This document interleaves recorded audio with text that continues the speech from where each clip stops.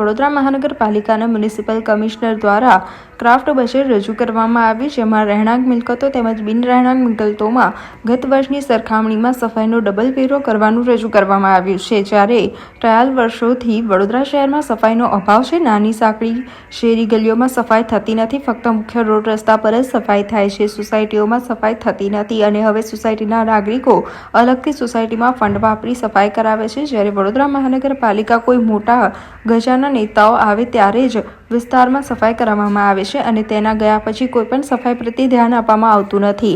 સાથે રાત્રિ સફાઈની પણ પોળક વાતો જાહેર થઈ ગઈ છે. વડોદરા શહેરમાં અનેક જગ્યાએ કરોડોનો ધુમાડો કરી ડસ્ટબિન લગાવ્યા તે પણ ગુમ થઈ ગયા. સાથે અંડરગ્રાઉન્ડ કચરો નાખવા માટે ગાર્બેજ કલેક્શનના નામે કરોડોનો ધુમાડો કર્યો, પરિણામ ના મળ્યું. ડોર ટુ ડોર કચરા કલેક્શનની ગાડીઓ ક્યાંય જોવા મળે તો ક્યાંક ગાયબ હોય છે, જેના માટે જવાબદાર અધિકારીઓ ધ્યાન પર આવતા નથી. તેના કારણે વડોદરા શહેર સફાઈની બાબતે પાછળ થઈ ગયું છે અને સફાઈ બાબતનો ક્રમાંક પાછળ થઈ રહ્યો છે. વડોદરાના મુખ્યમંત્રી હોય કે ભાજપ પ્રમુખ હોય વારંવાર ટકોર કરે છે કે અમદાવાદ, સુરત આગળ થઈ ગયું, વડોદરા પાછળ કેમ? વડોદરા મહાનગરપાલિકા દર વર્ષે સફાઈ વેરો લેવામાં આવે છે પરંતુ સફાઈ કરવામાં આવતી નથી. તે સત્ય કથિત સત્ય છે અને સ્લમ વિસ્તારમાં ક્યારેય સફાઈ થાય છે? નાગરિકો ઘરેથી અને પોતાના આંગણા શેરીઓ કચરો ભેગો કરીને અને કોઈક વખત ડોર ટુ ડોર ગાડી આવે તો તેમનામાં નાખી દે છે. બાકી સ્વચ્છતાના નામે ભ્રષ્ટાચાર કરવામાં અધિકારીઓ અને કોન્ટ્રાક્ટર માહેર થઈ ગયા છે. વડોદરા મહાનગરપાલિકા દ્વારા ક્રાફ્ટ બજેટમાં વડોદરાની જનતાના માથે 50 કરોડનો સૂચવ્યો વેરો ઝીકવાની વાત તો વિરોધ કરીએ છીએ. સાથે જનતા વેરો ભરે છે તો તમામ પ્રાથમિક સુવિધા આપવામાં અસફળ થયા છો, ત્યારે સફાઈના નામે 50 કરોડનો વેરો લેવા માટેની કેટલી વાત યોગ્ય છે? વડોદરા મહાનગરપાલિકાની ઈ રિક્ષાઓનું શું થયું?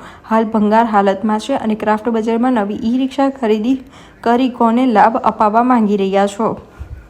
સામાજિક કાર્યકર અતુલ ધામેચીની માંગ છે કે ક્રાફ્ટ બજેટના 50 કરોડનો વેરો વધારવામાં આવશે તો આંદોલન કરવામાં આવશે અને હાલ અધિકારીઓ કોન્ટ્રાક્ટરનું ધ્યાન રાખવામાં આવે તો વડોદરા સ્વચ્છતા તરફ આગળ વધશે. વડોદરા શહેર સંસ્કારી નગરી સાથે સ્માર્ટ સિટી અને હાલ વડોદરા મહાનગરપાલિકાના મ્યુનિસિપલ કમિશનર દ્વારા ડ્રાફ્ટ બજેટની ચર્ચા કરવામાં આવી રહી છે. તેમાં વડોદરા શહેરના નાગરિકોના માથે 50 કરોડનો વેરો નાખવાનો પ્રયાસ કરવામાં આવી રહ્યો છે.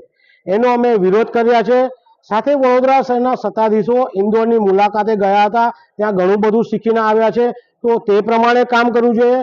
વડોદરા શહેરમાં ડોર ટુ ડોર જે કચરાની ગાડીઓ આવે છે એ નિયમિત કામ નથી કરતી, તેને પણ જોવામાં આવે. અધિકારીઓ અને કોન્ટ્રાક્ટરના મેળાપણાને કારણે અને ભ્રષ્ટાચારના કારણે વડોદરા શહેર 8મા ક્રમેથી 13મા ક્રમે ધકેલાઈ ગયું છે. તો અધિકારીઓ અને કોન્ટ્રાક્ટર પર પગલાં ભરવા જોઈએ. તેની જગ્યાએ કમિશનર સાહેબ વડોદરા શહેરની જનતા પર 50 કરોડનો વેરો જે ઝીકી રહ્યા છે એનો વિરોધ છે. વડોદરા શહેરમાં અનેક જાતના વેરા ભરવામાં આવે છે, તેમ છતાં પીવાના પાણીની સુવિધા, ડ્રેનેજની સુવિધા, લાઇટની સુવિધા, અનેક સુવિધાઓથી વડોદરા શહેરને મળતું નથી. ત્યારે આ જ વડોદરા શહેરમાં ઈ રિક્ષાઓ પણ ખરીદવામાં આવી હતી. ઈ રિક્ષાઓ પણ ભંગાર હાલતમાં છે. તો અમારી માંગ છે કે વડોદરા શહેરની જનતા પર 50 કરોડનો જે વેરો ઝીકવાનો પ્રયાસ કર્યો છે એ ઝીકે નહીં તો આગામી દિવસોમાં આ જ વડોદરા મહાનગરપાલિકા સામે આંદોલન કરતા ખચકાઈશું નહીં.